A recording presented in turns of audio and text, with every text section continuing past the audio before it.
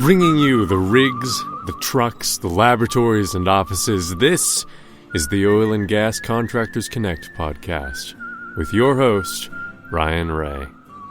Welcome to another edition of the Oil and Gas Contractors Connect podcast. I'm your host, Ryan Ray, and this is the show where you get to connect with oil and gas contractors from upstream, midstream, downstream, all parts of the industry. If you or your company would like to be on the show, be sure to connect with me on LinkedIn, which will be linked in the show notes. Finally, this show is brought to you by R Square Global. For more information about R Square Global, go to GOR2.com. That's GOR2.com. On today's show, we have on Justin McCoy with Invi Oil and Gas. Justin, how's it going today, sir? I'm doing well. How are you? Doing well. So first off, I like to find out the name. So we got the name Invi, which is spelled I-N-V-I. Where does that come from, and does it have any special significance to what you guys do? Yeah, so I was just trying to come up with a, branding, marketing name that was short and sweet and easy to remember. And I was, I had a lot of experience out on a frac pad, sitting there with equipment. Right. And the thinking was, every time there's equipment down or there's a maintenance issue, there's people, running all over the place, and there's a lot of attention on that piece of equipment. The whole idea was Invi is, it's like invisible. Equipment that's invisible is reliable. So that's where the name came from. Okay. And where are you guys at in the industry? Upstream, midstream, downstream, and maybe multiple streams, if you will. And what services or products do you offer? Yeah, so we're primarily in the upstream, in the completions. So with frac equipment is our primary focus is sand blending, backside equipment, and doing wear materials within that space. Okay. And so let's break down that maybe a little bit more for people who aren't familiar with the drilling process. So kind of walk us through the drilling process and where you guys would come in along that process for some of our listeners who are maybe more midstream focused or even downstream. They're not really coming across what's going on in the drilling space. Yeah. So when you're doing a frac in a oil well, right, after they drill it, you've got all this process equipment on location where they're mixing, blending, chemicals, creating a fluid system, and then pumping that down hole under pressure, right, to crack the rock and ultimately get more production out of the well. There's a lot of harsh chemicals. You got hydrochloric acid, a whole bunch of other different things, and then a lot of, water, sand, real fine sand, and pumping that through the equipment just creates a lot of abrasion and corrosion and a lot of problems for the process piping. So our focus has been just to bring a product into the market. So line piping is not a new product per se. It's used in mining and other industries, pretty widespread. It's a very well-known wear material, polyurethane and rubbers and neoprenes and things like that. And so what I did was I brought that into the well stimulation equipment, and it's extremely effective at preventing the corrosion and the erosion of the piping in the sand blender specifically, right, where they take, polyacrylamide and water and hydrochloric acid and whatever else they're blending to create their fluid system, and they're blending it all together, then pumping it to all the high pressure pumps, right? So they're boosting it over, and then from there they're going downhole through the manifold. So the blender is the heart and soul of the frac fleet, right? So most of the chemicals in sand and water are all coming together at that point. So it's extremely important to maintain that piece of equipment, make sure that it's reliable and functioning properly. So downtime is obviously very expensive out there. You got hundreds of people on location and millions of dollars worth of assets. So if you have equipment failure, the cost just starts to rack up real fast, right? So the goal is just to keep everything running. That's where my products come in, is just trying to keep that piping more reliable. So the way it works is it's a little bit counterintuitive to think, well, we're putting a softer material inside of a harder material just so we don't wear out the hard material. And that sounds kind of weird. But when you look at the way it wears, you have little particulates that are bouncing around right inside the piping as it goes through. You got eddies and turbulence and things like that. And so that sand is impinging. So it's hitting, bouncing off the wall of the pipe, takes a little bit of metal with it, just like, sandblasting or something like that. And then, ultimately starts removing material. Well, that urethane, that layer in there, it bounces off that, and that urethane is resilient. So it just creates some minuscule amount of heat, and then it just keeps on its merry way. So that's kind of the summary of how it works. Right, and that is interesting. Like you're saying, you put a softer to prevent the harder. But let me ask you this, and it might not matter one way or another, but on the Texas Oil and Gas podcast, we discussed they're bringing in Wisconsin sand down here to Texas, and now they're trying to use some Texas sand, and there's different. I think it's Fractal Strength is the term they use, and different types of sand. For what you're doing, does the type of sand determine the thickness or the different types of polymer, or is it pretty much this is a kind of a one size fits all solution that's better than what's being used by the industry as it is now? Yeah. So it's not a one size fits all per se. It's mostly what alters the polymer that we pick is the chemistry, not so much the particle. Small sand does tend to wear things faster in this application. So I think a lot of the sand supply chain, I don't know a lot about that, but I think it has affected the rate of wear. People are sourcing sand, right? Transportation costs are really high. So people are sourcing sand as close to their, operations as possible.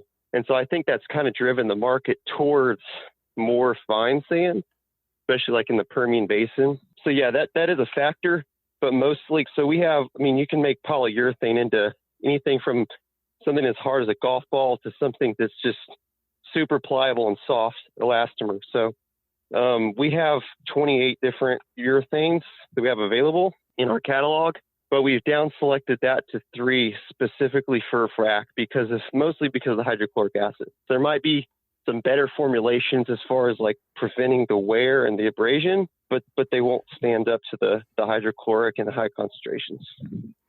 Now, we've kind of thrown out the term Permian a few times. Do you guys work across the U.S.? And if so, is there different things that you're looking for in maybe the Bakken compared to the Permian or the Marcellus compared to the Haynesville? Yeah, so most of our work has been scoop stack in Oklahoma and in the Permian Basin. I am bidding some work up in the Bakken and also in Alberta, Canada as well. But it's just kind of where the activity is and where they're having the most failures. I think Permian, with the big multi-well pads, and there's just a lot of sand going down hole every stage. So that's kind of been the hot spot and the area that I think that from just talking to my customers that most of them have really been focused on. Those other areas, I'm not saying they don't have issues. I know they are using some line pipe in the Northeast. That's not my product, but there is some out there. I just don't think there's the volume of operations that there is out in West Texas. Right. No, no, certainly not. As compared to what's going on out there, there's a lot going on out there. So when we look at the oil and gas industry, we always talk about safety standards and how important safety is, which sometimes prevents us from being as technologically savvy as we'd like to be because we got safety. And if something goes wrong, someone might die. For something like this, you said this is something that had been used in other industries. And so when you're introducing it and trying to pitch it to new customers who might be familiar with it, how do you go through lessening the concerns on the safety side of things? And what this is something that's a safe product, and we kind of have these assurances to maybe negate your fears. Well, it's I guess from a safety standpoint, it's a fairly low risk product. Because you're taking piping that they've already been using in the oil field for 100 years, and you're just putting something inside of it. So you're not doing anything to make it weaker. You're only going to make it stronger, right? If anything, it doesn't have a lot of structural strength, but you're still welding it to code and doing all these things to ensure that you have good quality fabrications. That's the key, right? And I've got an established supply base of fabricators that do really high quality welding and pipe fitting and things like that. So from that standpoint, I haven't had people really that concerned. I think that maybe the only one thing that is a potential safety thing would be welding on it, right? Because you don't want to weld a thermoset polymer. It just turns to goop. Right. And so it does damage it, and it could potentially catch on fire. And so I always put out pretty stern warnings to those guys, because a lot of times what happens if they burn a hole in a piece of pipe in the middle of a stage, they'll go out there and they'll weld repair it, and they'll just keep going. They'll finish out the stage and then pull the unit offline to do a more long-term repair. So that's kind of the only concern I can think of, is people getting in a hurry and not considering, that they shouldn't weld on that part. And if they do, obviously just keep water handy and make sure you don't let it right. catch on fire. I mean, it's like catching a tire on fire. I mean, it's not easy to do, but it can happen, right? Right. Now, you mentioned that this is this product is more durable. It is kind of that counterintuitive mindset. Walk me through, how you measure that in the sense of, okay, well, a non-polymer line pipe can do X, Y, and Z. When you add our polymer lining, it can now do 2x, 3x, or last longer or stronger. Or how are you measuring that exactly as it pertains to what has been used traditionally? Yeah, so typically, we go by pounds of sand, right? And I think that's kind of a standard industry measurement on what goes through a blender. So that's kind of how we go about measuring that. It's not, super scientific or easy to do, especially out there in the field conditions. But typically what we like to see is 5 to 6x life on fittings, things like that. And this is based more on oil sand or Canadian oil sand data, because we haven't had product in the frac space that long. It's only been about a year that we've had product out there, and it's still going. But usually 5 to 6x on fittings and 10x on straight runs is what we would like to see, where you get a really good return on your investment with the piping. And you brought up the Canadian oil sands. Obviously, the type of oil that you're running up there and the light speed crude you might have in the Permian is a little different. Does that play a role in what you guys, when you're mapping out, hey, we're wanting to target the Permian, we've been the Canadian oil sands, or do you have to just kind of change up what you're offering? How does that play into your business at all? It's a very different market, right? Because in oil sands, you're transporting oil, and in frac, we're transporting water through our system. So, and the application's very different, although you do have particulates and things like that are wearing the piping. I think maybe the biggest difference with the Canadian oil sands and this is you don't have to deal as much with the temperature, and you don't have to deal as much with the length of time that the pipe is actually out there. Mm-hmm. So in the Canadian oil sands, you've got fluid going through there at 100 degrees, and then the ambient temperature could be negative 60 or 50 or whatever it is up there in the wintertime. Right. And so you've got a huge delta T, a change of temperature across the wall of the piping, and that can create some problems with delamination and things like that.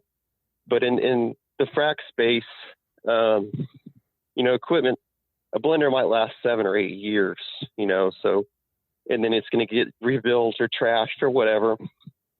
And so you don't really have to worry so much about delamination or the cold wall effect, as it's called. We're peeling off the wall from the icing and the change in temperature there. So it's actually an easier application in frac than it is in the Canadian oil sands.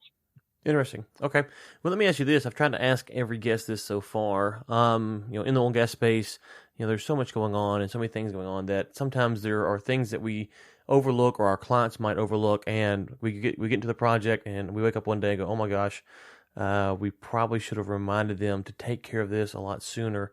Is there one or two things that you kind of advise your clients on? Hey, you know what? Before we start this project or get too far into this thing, we need to make sure that we take care of X, Y, and Z. It might seem insignificant now, but if we don't, it could become a big deal. Do you have something like that you would, general advice for your clients that you might give? Yeah, I think, the biggest piece of advice I give to them is, I don't know if it's advice, but it's just kind of a caution is, you want me to bid this project. You point to that piece of equipment over there and you say, hey, make a piping set that fits this piece of equipment. Because most of my work is in rebuilds, right? It's not necessarily with the OEMs. Variation is a big problem. You've got even one manufacturer might manufacture a piece of equipment different from year to year, and in somewhat of an uncontrolled way. And so that makes it pretty hard. And so we can spend money on tooling and, build a piping set that works perfectly for this blender. And then the next blender, it's like, oh, this piece of pipe's 2 inches longer, or they changed this up in the field and now this doesn't fit. So we don't really have interchangeability of components and things like that. So that's kind of the biggest battle I fight, I guess you would say. And so that's kind of something that I try to hit real early on with the customers is, sometimes it's better if you take what I'm trying to give you as far as the design, because I'm going to design something that's a little bit more universal, because I know like there's variation. Whereas, some people want like, no, I want exactly what I've got here, but lined. And sometimes that makes it really hard on the next one after that. So that's kind of usually I cross that bridge as early as I can with my customers. Okay, I like that. That's good information there. 2 things here, and you can skip the first one if it's not relevant. Is there anything, if we skipped anything that you wanted to circle around to, say, you know what, I want to talk about this, let's go ahead and get that now. If not, tell people where they can find you, if you're going to be in events, if you're a part of organizations or website, social media, any of that kind of stuff. Yeah, so you can find, the best place to find me is on LinkedIn. You can search my name, Justin McCoy, or you can search Invi Oil and Gas, LLC. You can search that into Google, and usually the first link there is the LinkedIn, and that's the best way to get a hold of me. You can also go to my website, and that's www.inviog.com, and you can see some pictures of projects that I've done on there, and then there's also a contact link through there, so you can submit a request for information or a brochure through my website. So that's probably the best way to go about that. Okay, great. And we will make sure we link to the website in the show note. That is inviog.com. It's inviog.com. Justin, this has been interesting for me. Obviously, I'm not in the polymer pipe business, so it's always good to learn about this stuff. And thank you for your time. Appreciate it. Any last words before we get off here today? No, appreciate your time. And if anybody's got wear issues on their sand blending equipment, or any application maybe to where maybe I haven't even thought of something, you've got metal wearing from abrasion. I think that we'd be interested in looking at that and exploring new markets as well. So, but I really appreciate your time. Awesome. Thank you so much. And to the listeners, until next time, keep climbing.